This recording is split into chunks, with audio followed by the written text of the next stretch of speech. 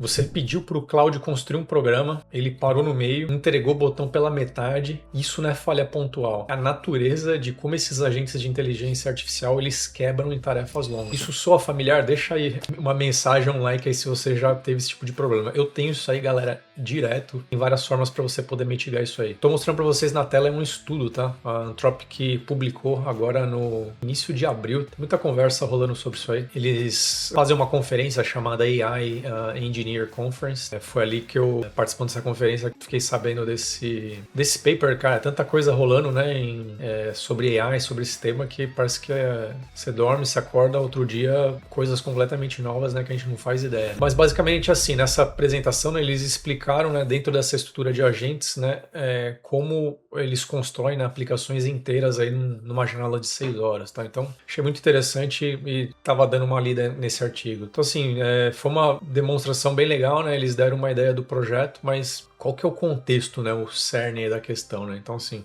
porque os agentes eles quebram, né, em tarefas longas, né? Então, assim, antes de eu falar aqui na solução, falar aqui como é que eles arquitetaram tudo isso aqui, tá? E de novo, né, como sempre digo, né, recomendo você vir dar uma olhada aqui, ó, o link é esse aqui, e tirar suas próprias conclusões, tá? Essa é a minha leitura do artigo e da apresentação que eu vi. Então, assim, mas meio intuitivamente eu já tinha pegado um pouco desses pontos aí fazendo, né, as aplicações que eu estou fazendo. Mas basicamente tem três, né, razões para quais os agentes eles falham nas primeiras horas, né? Então a primeira, né, memória, né, acho que a maioria sabe, também não tem nada de muito novo sobre isso. Janela de contexto de um modelo ela é finita, então quando ela acaba o agente meio que recomeça do zero, né? Pensa uma amnésia total. Então é como se você contratasse um engenheiro que ele apaga a memória toda vez que você sai da sala. Tem um problema mais sutil além disso aí, tá? Quanto mais fundo você vai dentro dessa janela, ele acaba ficando menos coerente, né? Eu digo, o modelo ele vai ficando, né? Então ele vai perdendo assim meio que o fio da meada, tal, e começa a fazer umas coisas meio bizarras num certo ponto. E quando percebe que tá chegando no limite, né, o modelo começa meio que entrar em pânico, assim, né? Eu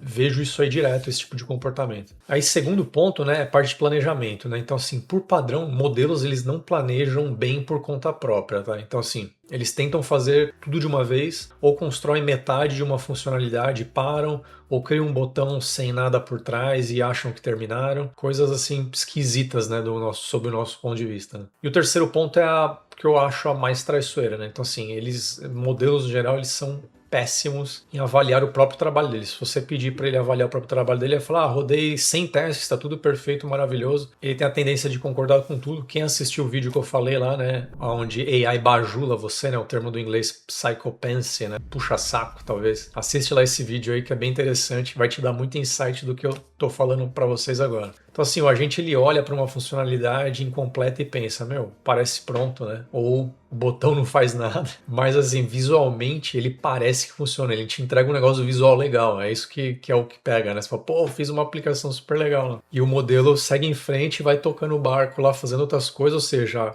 a bola de neve ali ela vai crescendo, né, na quantidade de dívida técnica, né? Para quem também viu um vídeo recente que eu publiquei, falamos sobre dívida técnica e dívida de compreensão. Assiste lá também. Tem até um post do Boris, né? O Boris é o criador do Cloud Code, e ele disse, né, um negócio bem interessante. Há um ano atrás, o Cloud mal conseguia escrever comandos básicos sem errar. Ele era totalmente incapaz em trabalhar em forma autônoma, né, por mais ali de 10 minutos. E hoje, né, quase todo o código do Cloud Code ele é escrito pelo próprio Cloud Code, cara, olha só que interessante. E ele trabalha, segundo, né, o post do Boris, né, por dias seguidos, né? Então, assim, aí ele fala, né, como chegamos até aqui, né? Então, eles mostram a evolução do modelo, né? Então, lá atrás, né, com o modelo, o Sonnet 3.7, né, era 1 hora de trabalho no máximo. Aí veio o Opus 4.5, conseguiram chegar num benchmark de 30 horas. Depois o Opus 4.6, 12 horas no teste padrão e muito mais com uma estrutura de apoio bem montada. O ponto central que eles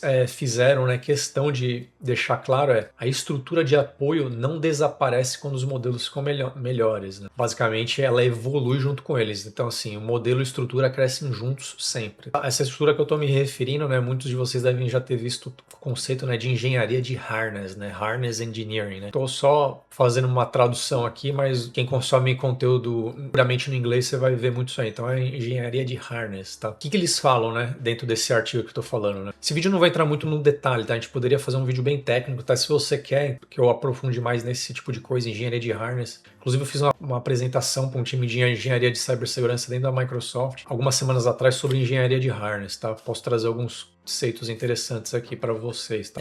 Mas é isso, tá? Criaram um conceito, né, que nem eu comentei no início do vídeo, né, inspirada nessas redes neurais adversariais. Né? Então assim, se você não conhece esse conceito, a básica é bem simples. Tá? Então assim, você tem um gerador, né, um agente gerador que obviamente ele cria, e aí você tem um agente crítico que basicamente a função dele é avaliar, é criticar. Então assim, existe uma tensão entre esses dois agentes, né? E entre essa tensão de um cria e outro avalia, é aí que vem a qualidade, né? Então assim, a Anthropic pegou esse conceito e aplicou a agentes de inteligência artificial, né? Então eles chamam, né, que tem o construtor, né? Ele cria o código, o programa, a funcionalidade, e o avaliador, né? Não lê apenas as mudanças do código, né? Ele abre o navegador, entra na página em funcionamento, clica nos botões, testa, né, o que foi construído, e então ele emite uma nota. Então, e aí, por que você acha que isso é diferente de simplesmente pedir para o Cloud Code checar seu próprio trabalho? Porque basicamente o que eles chegaram na conclusão é que calibrar um crítico severo é muito mais fácil do que calibrar um construtor que faz uma autocrítica. Então, mais ou menos seria uma ideia assim de... É mais fácil, né? Quando você olha um quadro lá, né? Um quadro artístico, né? Ou você vai lá, come num restaurante que tem uma refeição, é muito mais fácil você criticar, né, se você achou o quadro bonito ou se aquela comida, aquela refeição tá gostosa, do que você mesmo ir lá pintar o quadro ou parar para cozinhar, né? Então é mais ou menos por aí. Aquele velho conceito que eu venho falando nos vídeos anteriores, galera, do engenheiro de obra pronta, né? Então existe o famoso engenheiro de obra pronta aí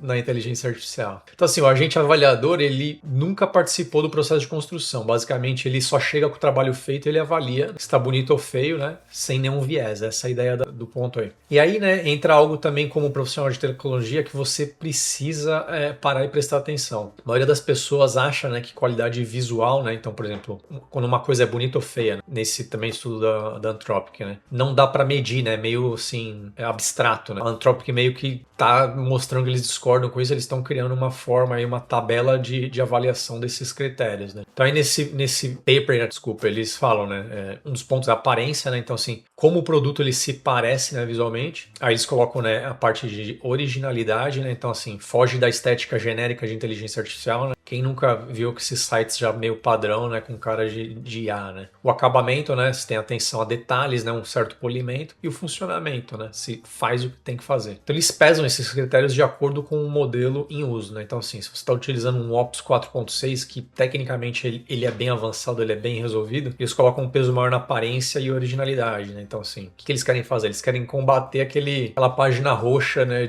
do cloud, né? Tenta construir aí, gerar um site pelo cloud, né, meio básico, sem dar muita instrução. Me fala se ele vai gerar uma página meio roxa, uns detalhes roxos aí essa é a pegada. Então, assim, essa é a estética genérica de inteligência artificial. Né? E aí, né, eles calibram esse gosto, né, desse avaliador com exemplos de referência, né, de sites que consideram bom, né, até o julgamento desse avaliador, ele converge, né, com esse julgamento humano deles também, tá bom? Então, basicamente, essa é a ideia aí. E aí, essa tabela, né, de critérios, ela vira meio que parte da estrutura permanente, né, até para outros projetos aí. E aí, né, agora outro detalhe, né, que diferencia essa abordagem das anteriores, nas abordagens mais antigas, né, você geralmente tem um plano fixo, né, então você só planejava lá, pedia pro agente planejar e tal, e o agente executa contra aquele plano, né, ninguém questiona o plano. Aqui, antes do construtor escrever uma linha de código, os dois agentes negociam o que pronto significa, né. Você consome muito conteúdo do gringo, eles falam, né, de definition of done, né. Então, assim, o construtor, né, basicamente ele propõe para você, né, criou a funcionalidade de, sei lá, X, você testa fazendo Y. O avaliador responde, né, esse escopo pode ser grande demais, esses testes são meio fracos, você esqueceu desse caso aqui que é um caso extremo que pode quebrar a aplicação. E aí os dois eles escrevem, né, e leem esses arquivos salvos em disco, né, um escreve, o outro lê e tal, e assim eles vão interagindo, né?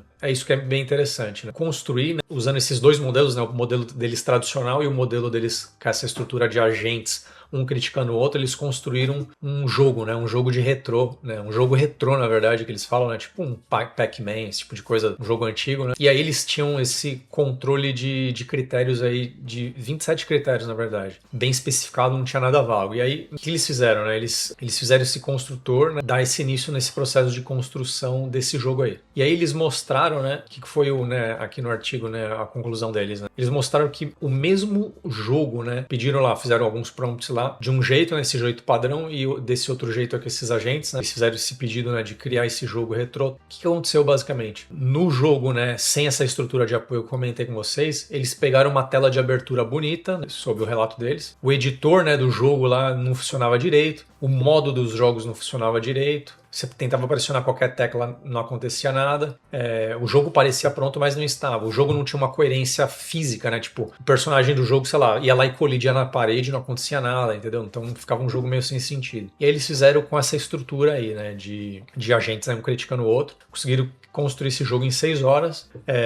O agente, né, ele nomeou o produto, né, deu até um nome pro próprio jogo, criou essa janela, né, do projeto. O jogo tinha uma questão de cores mais bonitas, né, uma paleta de cores lá que ficava legal, ficava visualmente bonito de ver. O modo do jogo, né, tinha lá um painel de depuração em tempo real. A parte física, né, que eu comentei, funcionava de verdade, né, então o personagem se move, colide com as paredes, esse tipo de coisa. Então deu uma diferença absurda de resultado de um para o outro. Basicamente, qual foi então a diferença, né? Eles estavam utilizando o mesmo modelo de linguagem, né, tipo o Opus 4.6, porém essa estrutura, né, esse RAR, né, que eu comentei, ele era diferente, né? Então, basicamente, era isso que dava a diferença de um para outro, tá? Dito tudo isso aí, né? Assim, 5 coisas para você sair daqui e colocar na prática, né? E não cair nessa armadilha, tá? Então, assim, use esse avaliador separado, né? Com um papel diferente, contexto diferente aí. 2, né? Compactação de contexto não é o mesmo que coerência, tá? Então, resumos com perda de informação acumulam erro. Passagem estruturada entre agentes e contextos limpos funcionam melhor, tá bom? Aí, dica 3, né? Essa qualidade subjetiva, ela é mensurável, tá? Então, se